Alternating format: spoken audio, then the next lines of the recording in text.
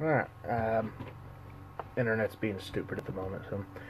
Good afternoon, Sam Reichert here. I apologize I didn't get in here and get this done yesterday, but I was out of town and didn't get back till later, so.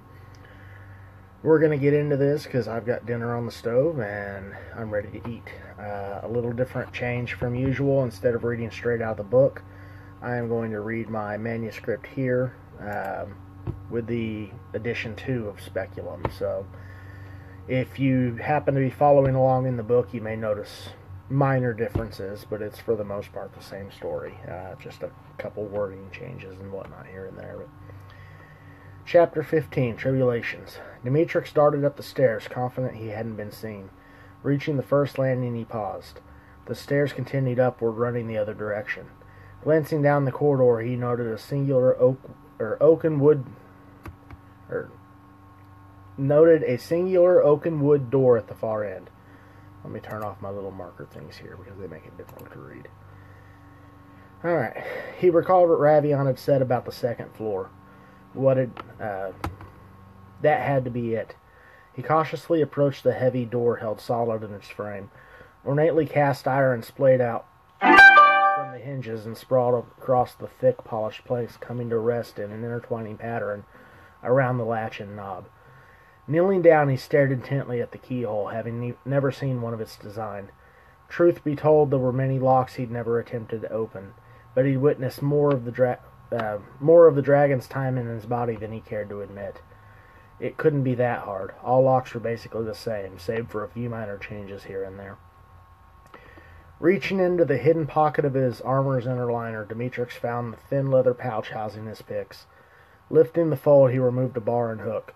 Carefully placing the bar into the hole, he applied a light amount of tension on the tumbler. Applying a bit more vigor, Demetrix buried the hook into the lock and wiggled it back and forth, feeling the pins. He counted 4 of them. Going to the furthest one, Demetrix carefully pressed past the shear point, keeping tension on the tumbler. If he let off for the briefest moment, the pin was likely to spring back up. Working his way closer to him, Demetrix felt the final pin click into place, and the tumbler released. A smile came to his face. He'd done it. Pushing against the bar, the tumbler rotated and came to a stop, telling him the pins had reset on the other side. Ensuring his success, he grabbed the doorknob and twisted, letting the door crack open. Peeking inside, he glanced around, glad the room was vacant. Carefully, he pulled the door seal just enough to keep it from latching into the frame. While it was unlocked, there was no sense in taking unneeded chances. Spinning around, Demetrix made his way for the stairs. Gareth had a head start, and he wasn't going to let him win so easily. Section change.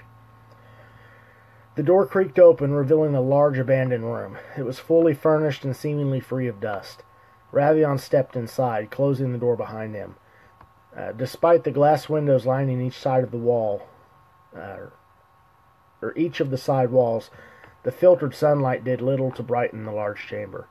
He glanced around, spotting several lanterns resting upon various ledges about the room. Their shields were free of soot, suggesting they hadn't been used since the room was last cleaned. The thought to light one came to mind, but it would do little more than announce its occupancy.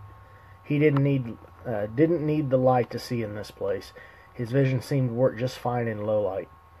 It was the total darkness that caused him problems. Scanning the room, he noticed a chest lying at the foot of the bed. Slowly approaching, Ravion listened to the floorboards creak under his weight. Kneeling, he slowly lifted the heavy domed lid, making sure there were no tripwires or traps attached to it. Confident in their absence, he laid the top back, letting it rest against the polished footboard of the perfectly made bed. Peeking inside, it was empty save for a rolled tan-colored hide, wrapped several times by a much darker strap. Lifting the roll, Ravion unwrapped the hide and pulled it open to find a wooden canister inside. Hundreds of runes were carved into the cylinder, covering every inch of it. He looked for a seam or an end cap, but couldn't find any. The secret had to lay in the runes. Focusing on the strange etchings, he felt a warmth wash over him. They were foreign. Nothing about their design made any sense to the numerous languages he'd studied, yet he couldn't help but feel like he should be able to read it. Sighing heavily, Ravion felt it crack in his hands. Inspecting the hollow tube, he noticed several pieces of parchment rolled together and stuffed inside. Removing them, he separated and laid them out on the bed, studying each one for relevance. A loud crash echoed through the walls, distracting him. Shaking his head, he returned his focus to the parchment. They've certainly managed to draw some attention. Indeed they have. Ravion jumped, drawing his sword, he spun around, finding the familiar face at the door. My apologies, I didn't mean to startle you. Krizier? Ravion paused. What are you doing here? You said you'd meet us in 3 days. Again, my apologies. Krizier raised his hand, gesturing the weapon down. I had to be certain you were who I'd hoped. My eyes aren't what they once were. I couldn't risk being mistaken. I'm glad to see that I wasn't. He pointed to the tattered parchment behind the armed man. Ravion lowered his sword and glanced back. I've gone over each one and haven't found anything that's supposed to help us. Krizier folded his cloak over his arms and took a step closer. That's because the parchment is of no use to you. Simple maps I've drawn over the years. Much like literature, maps are a rare commodity. They're next to useless if you don't understand how to read them. Why'd you send us here if these have nothing to do with the way home? The parchment isn't why I sent you here. Their case is. Think of it as a test. The runes scribed into that cylinder are of an ancient dialect from my homeland. I scribed them long ago as a personal keepsake. I knew I was the only one from my land here, so I imbued the very dirt of into the runes. Only one who has walked her fields can open it. As I said, I had to be sure of your validity before I agreed to aid you. Ravion sheathed his sword and stacked the parchment. Now that I've passed your test... He paused, rolling and pressing them into the tube. Pushing the two halves together, the seam disappeared. What would you have of me? Ravion choked his annoyance away. It would cloud his mind, and that wouldn't aid him. I understand your frustration, but I assure you, you're much closer than you think. Krizier pulled a chair and took a seat. Hidden beneath this city is a vast library, one of the last this land has to offer. The bookkeeper has one in particular that we need if we're going to find the portal. The problem lies in the fact that he won't give it freely. What's he want in exchange? Short form? The magistrate's scepter. How about long form? Krizier sighed, resting his elbows against the wooden armrest and pressing his cheek against his knuckles. Magic here is more of a curse than a blessing. Those who possess it shine like a beacon. Sooner or later, someone will always come to answer its call. When you're the sole guardian of not only one of the last, but of the largest libraries in this land, magical tomes can be difficult to hide. Sitting up, Krizier continued his tale. Long ago, the keeper had a rod that was capable of shielding magic from the Charliettes. A few decades ago, a foolish young boy stole the rod. When he tried to leave town, the magistrate's guard stopped him. They took the rod as payment for alleged crimes. The keeper has since resorted to less effective means of hiding the library, though it's only a matter of time. Let's just say if the wrong person arrives before we do, our way home disappears forever. So you're saying the rod has to be returned to the library. This librarian would be willing to help us, or be willing to give us the book then? Ravion took a seat on the bed, listening to the story through the commotion going on below them.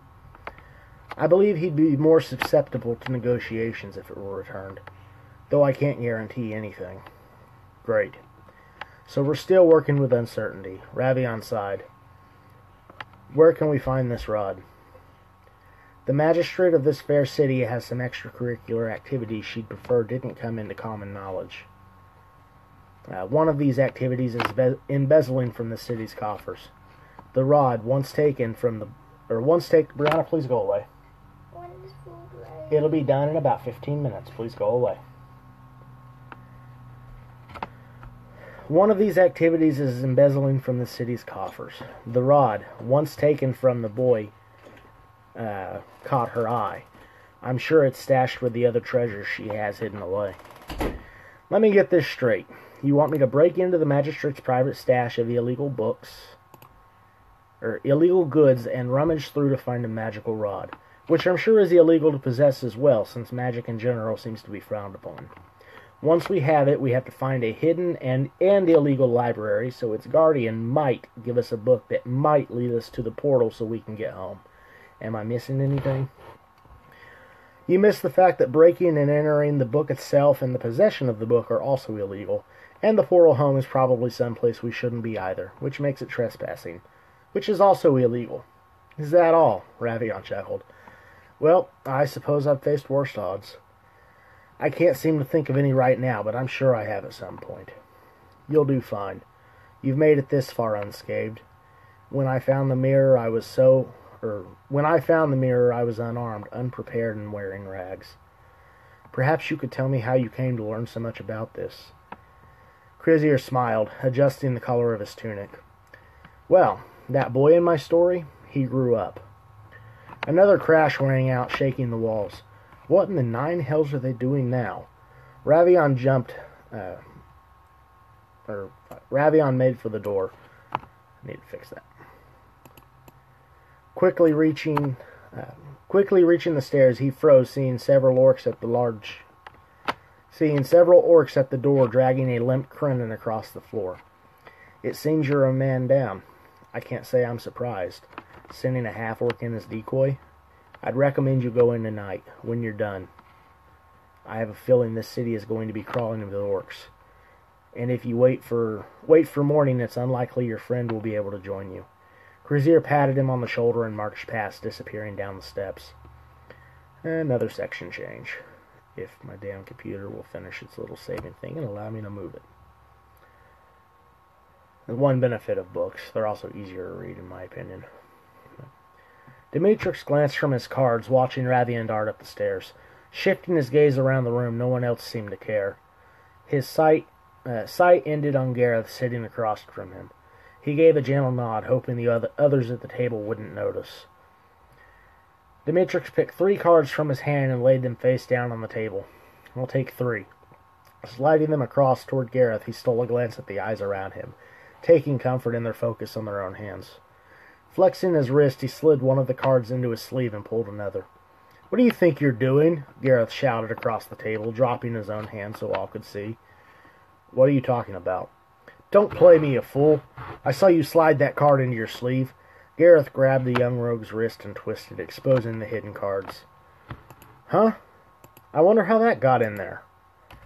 Demetrix smiled, unable to steal his face. I don't contend with cheaters. Gareth released his grip, bringing his other hand around in a fist. Demetrix anticipated the hit. Throwing his weight into it, he fell atop the table and rolled, grabbing the edge to topple it with him. Cards exploded into the air, flying in all directions. The room hushed, watching the spectacle before them. Gareth stormed toward the prone archer, ready for reimbursement. Demetrix kicked out, hooking Gareth's leg. He pulled, watching the one-eyed warrior buckle beside him. Gareth let his legs fold, falling quicker than he had intended. He reached out, grabbing one of the empty chairs. Shoving it with all his strength, it crashed into another table, toppling it. The men jumped, enraged by their ruined game. In the excitement, one spilled his mug on another. That one in turn hit him. Moments later, the tavern was in a full brawl. Gareth felt someone grab his cloak, pulling him into the air. Unable to get his feet beneath him, he crashed back down, hearing a large mass fall beside him. Demetrix saw one of the large men grab hold of Gareth. Throwing his weight, he kicked out, catching the man's legs.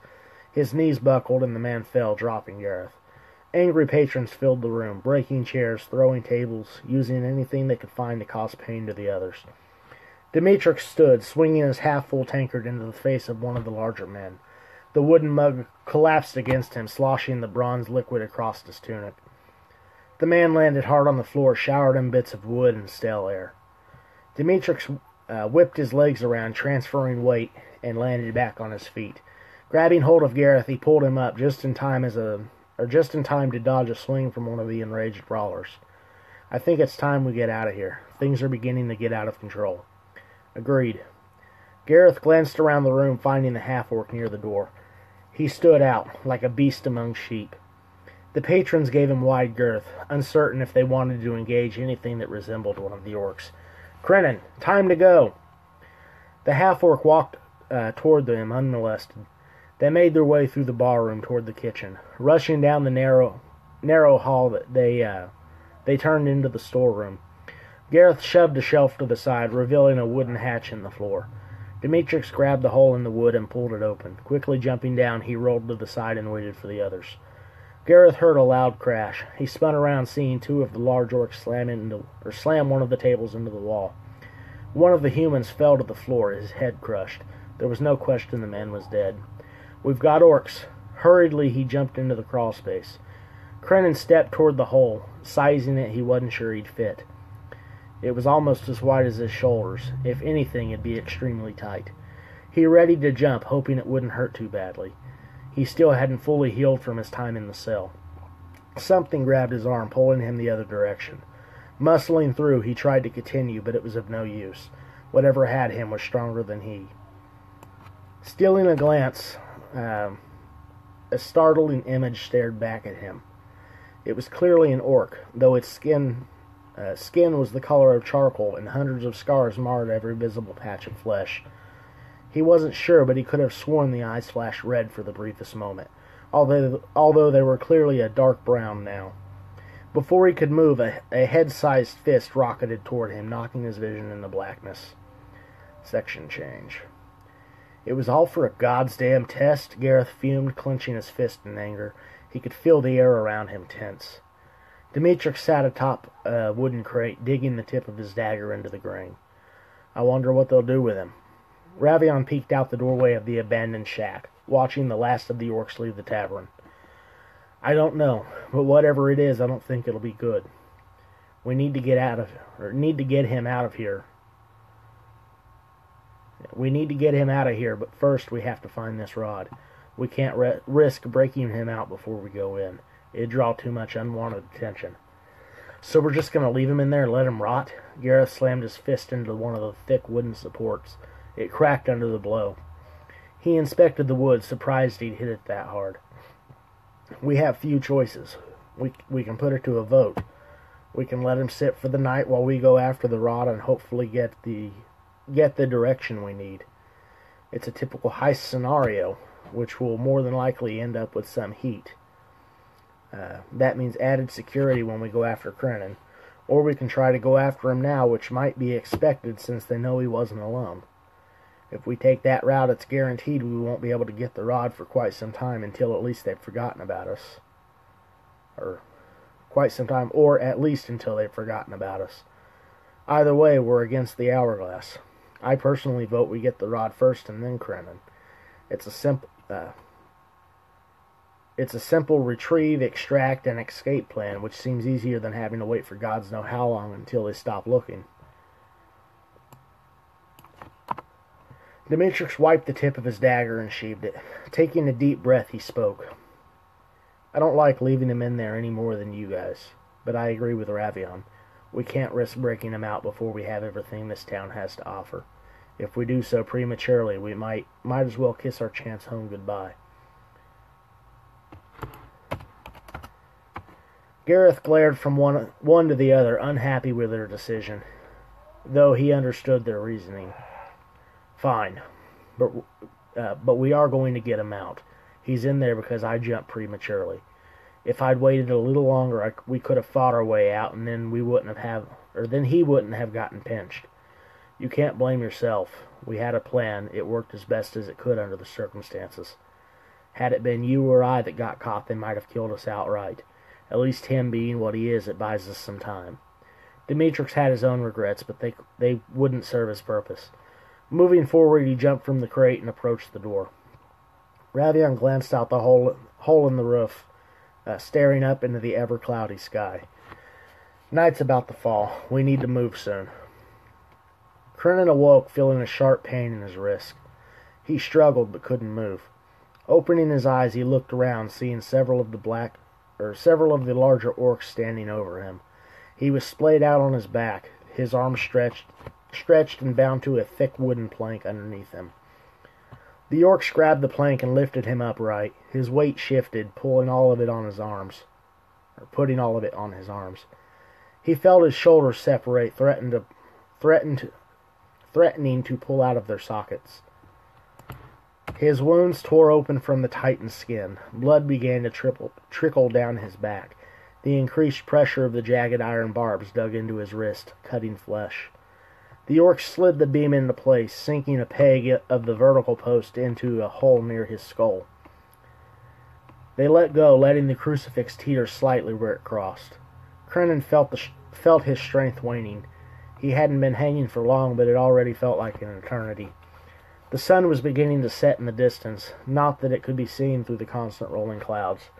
It was the approaching tide of darkness that heralded its coming. The flare of torch fire caught his attention. The orange glow was somewhere behind him, out of sight. Krenin struggled to see, but it was beyond his reach.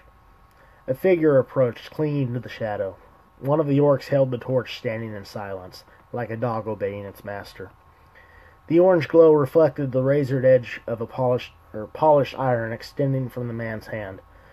This Warvich was found in your possession. Where did you acquire it?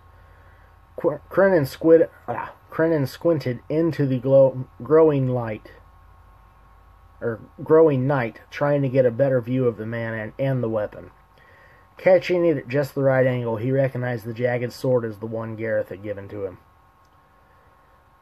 He opened his mouth, finding his lungs heavy. Clearing his throat, he forced the words. Found it on the ground. He couldn't see the man's face, but he could tell he was smiling.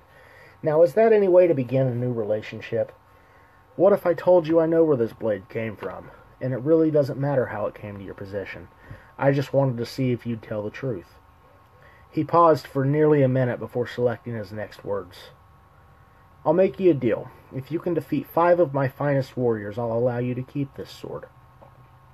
Krenin felt the desire swell inside him, but at what cost? Even if he had the blade, there was no chance he was going to be allowed to return to his brothers. And in his weakened state, was it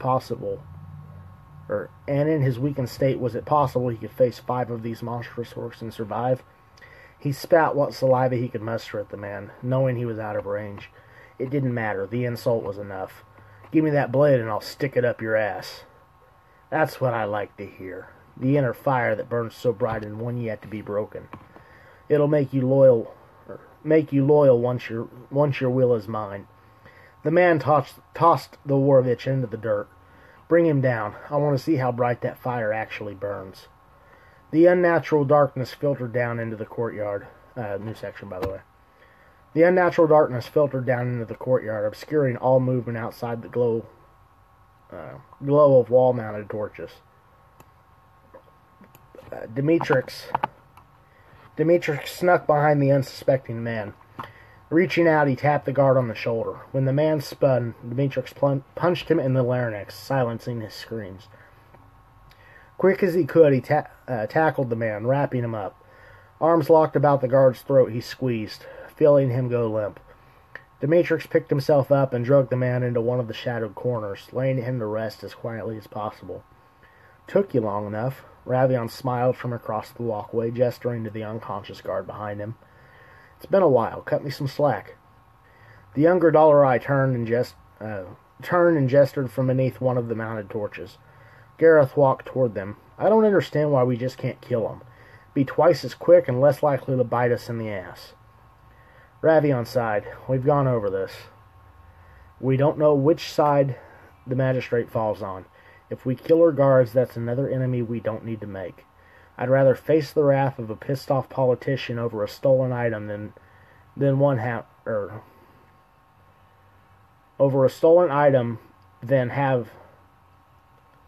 have one come after me with thoughts of vengeance for lost men. You're kidding me, right? You've met just as many men of power as I have. Rarely have any of them given 2 shits about those under their employ. Typically, they're just as likely to kill them themselves for failing to protect their interest. Now's not the time for this conversation. Demetrix charged. Dropping to his knees, he slid across the polished slate floor. He pulled his bow, tripping 2 guards around in the corner. Standing up, he hooked the strung bow around one's head, using it to slam him into the other. Ravion rushed forward, tackling the remaining guard, choking him out. Gareth watched helplessly, seeing a 3rd guard round the corner. The man's sword was raised and ready to pierce Demetrix's back. Look out! Instinctively, his hand shot out as if it were going to physically stop the attack. He felt the man's throat in his grip. Squeezing, his pulsing body squirmed against him. Gareth watched him go limp. Shaken, he released, watching the unconscious body collapse to the floor. Ravion and Demetrix stared in wonder at their friend. What was that? Ravion asked, his puzzled expression asking the same question in multiple ways. I don't know. Things like that have been happening since I lost my eye. Ravion stared intently at his friend, amazed by what he'd just done. I assume this is what Scenario was talking about? Whatever it is, it's not magic. I've seen my fair share. You need to learn to focus it. Can you imagine what you could accomplish if you knew what you were doing? I hadn't thought about it like that. Demetrix stood. I agree. You need to learn to control it, but now is not the time. We need to keep moving. The next patrol won't pass for another 22 minutes. And that is the end of the chapter. Thanks for tuning in. I'll be uploading this to YouTube pretty soon. All the videos are there. Buy my books, review them, like my page, do all that sort of stuff. But anyway, you guys have a good night. I've got to go sate a little girl's appetite and have dinner myself, and we will talk to you later.